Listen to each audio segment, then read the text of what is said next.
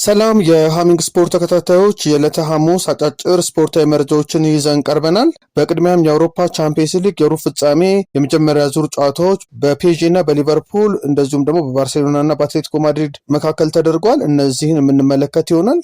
የሊቨርፑል እና የፒኤስጂን ጨዋታ ስንመለከት ሊቨርፑል የተለየ አስተላለፍ ይዞ ነበር የገባው። ጀርሚ ፍሪምፖንግን፣ ጆ ጎሜዝን፣ ኢብራሂማ ኮናቴ፣ ቨርጂል ቫንዳይክን እና ሜሎስ ኬርኪዝን በተከላካይ ቦታ በማድረግ 5 ተከላካዮችን ተጠቅሟል። እንደዚሁም ከነሱ ከፊት መስመር ላይ ደግሞ እነ ዶሚኒክ ሶቦስላይን፣ አሌክሲስ ማካሊስተር እና አሪያን ራቨንበርክን፣ ፍሎሪያን ቪትስ እና እንደዚሁም ደግሞ ሁጎ ኢኪቲኬንም ደግሞ በፊት መስመሩ ላይ አሰልፎ እንዲጫወቱ አድርጓል። በተለይ 5-3-2 የሚመስል አስተላለፍ በሚከላከሉበት ጊዜ እንደዚሁም ደግሞ ወደፊት በሚሄዱበት ጊዜ ጀርሚ ፍሪምፖንግ እና ሜሎስ ኬርኪዝ ፊት ካሉት ከነ ፍሎሪያን ቪትስ እንደዚሁም ደግሞ ሁጎ ኢኪቲኬ ጋር ተጨማሪ የማጥቃት ኃይል ሆነው እንዲጫወቱ ለማድረግ ነበረ አርነ ስሎት ሙከራ ያደረጉት። በተለይም ደግሞ የፒኤስጂን የክንፍ መስመር የማጥቃት እንቅስቃሴም ለማቆም ነው። በተከላካይ ክፍሉ በኩል በርከት ያሉ ተጫዋቾችን ያስገቡት። ከቋሚ አስተላለፍ ላይ በአብዛኛው የሚጀምሩት ኮዲ ጋክፖ እና ሙሐመድ ሳላም በተቀያሪ ወንበር ላይ ነበሩ።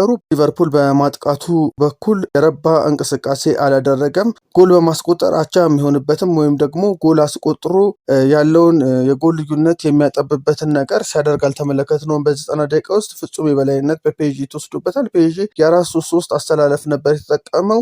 ሳፋኖቭ ግብ ጠባቂያቸው እንዳለ ሆኖ ሐኪሚ፣ ማርኪኒዮስ፣ ፓቾ እና ኑኖ ሜንዲዝን በተከላካይ ስፍራ እንደዚሁም ዛሪ ኤምሪ፣ ቪቲኒያ እና ጃኦ ኔቬስን በአማካይ ስፍራ ላይ እና ፊት ላይ ደግሞ በዲዜሪ ዱዌ፣ ኦስማን ዴምቤሌ እና ኪቪቻ ክቫራትስኬሊያ የማጥቃቱን እንቅስቃሴ የመሩት ነበርና ለሊቨርፑል ተከላካዮች እጅግ በጣም ፈታኝ ነበር። የመጀመሪያው ኳስ በዲዜሪ ዱዌ አማካይነት ሲቆጠርም ቨርጂል ቫንዳይክ የሸፈነበት መንገድ ጥሩ አልነበረም። ኳሱ ዲፍሌክት አድርጎ ነበረ የተቆጠረውና ሊቨርፑል ተከላካይ ክፍሉን በርከት አድርጎ እንደማስገባቱ መጠን ጎል ሳይቆጠርበት ተከላክሎ ወይም ደግሞ በጠባብ ጎል ተሸንፎ መመለስ አልቻለም። ጎሎች ተቆጥሮበታል። የፒኤስጂን ሁለተኛ ጎል ኪቪቻ ክቫራትስኬሊያ አስቆጥሯል። በእርግጥ በሊቨርፑል በኩል ግብ ጠባቂያቸው ማማርዳሽቪሊ ቀላል የማይባል የጎል ሙከራዎችን አድኗል እንጂ ተጨማሪ ጎሎች ሊቨርፑል ላይ ሊቆጠሩበት የሚችሉበት እድል ከፍተኛ ነበረ። አምና በፓርክ ደ ፕራንስ ሊቨርፑል በጨዋታ ቢበለጥም ጎል አስቆጥሮ በሃርቪ ኤሊዮት ጎል 1-0 አሸንፎ መመለሱ የሚታወስ ነው።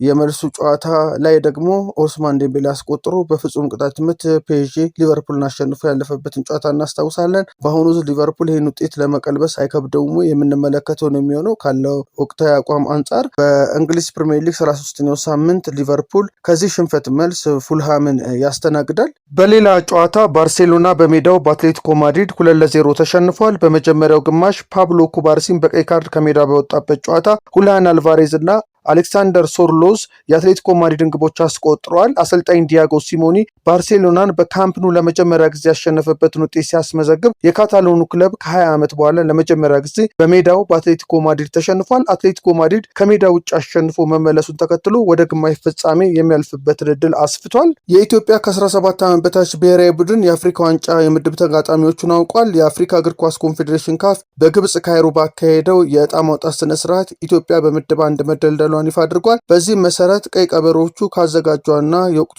ቻምፒዮን ሞሮኮ እንዲሁም ከሰሜን አፍሪካውያኑ ቱኒዚያና ግብጽ ጋር ብርቱ ፉክክር የሚያደርግ ይሆናል። ውድድሩ ከሚያዝያ 17 እስከ ግንቦት 7 2018 ዓ.ም ድረስ የሚካሄድ ሲሆን በውድድሩ የተሻለ ውጤት የሚያስመዘግቡ ሀገራት በ2026 በሚካሄደው የዓለም ከ17 ዓመት በታች ዋንጫ ላይ ሀገሪቱን ወክለው የመሳተፍ እድል ያገኛሉ። በቱርኪያ መካሄድ በጀመረው የዩኤፋ ፍሬንድሺፕ ዋንጫ እየተሳተፈ የሚገኘው የኢትዮጵያ ከ18 ዓመት በታች ሴቶች ብሔራዊ ቡድን ዩራጓይን 3-0 አሸንፏል። የኢትዮ ኤሌክትሪኳ ህዳግ ካሱ 3 ግቦች በማስቆጠር ሃትሪክ ሰርታለች። በወዳጅነት ጨዋታው ኢትዮጵያ ከ18 ዓመት በታች ሴቶች ቡድን በድል ጀምሯል ውድድሩን። አድማጮቻችን ለሃሚንግ ስፖርት ለዕለተ ሐሙስ ያዝናቸው አጫጭር ስፖርታዊ መረጃዎችን ይመስላሉ። ሃሚንግ ስፖርትን ሰብስክራይብ በማድረግ ተከታተሉ፣ ሼርን በማድረግ ለሌሎች አጋሩ። መልካም ቀን። ሃሚንግ ስፖርት በሀገራዊና ዓለም አቀፍ ስፖርታዊ ጉዳዮች ላይ የሚያተኩር ዝግጅት።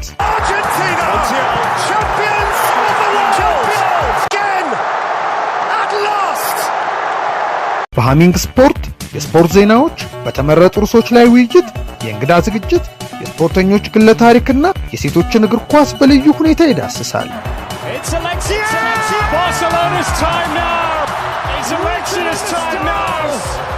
ሃሚንግ ስፖርት ስፖርትን ቀዳሚ ዘይቤ በማድረግ ስኬትን በተግባር እናረጋግጥ።